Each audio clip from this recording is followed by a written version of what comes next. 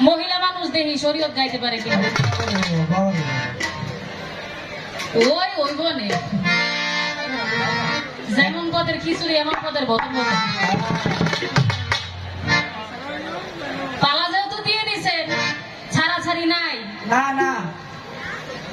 আমাকে দিয়েছেন শরীয়তের ভূমিকা আবেল সরকার গাইবেন মারিফতের ভূমিকা মারফতের ভূমিকা নিয়ে একটি গানও গাইলেন সুন্দর করে কি গান গাইলেন অমূল্য ধন বিক্রি করে বিনামূল্যে পাবি মারফতের দেশে যদি যাবি অমূল্য ধন অর্থাৎ যেই ধনের কোনো মূল্য দিয়ে কিনা যায় না যার কোনো মূল্যায়ন হয়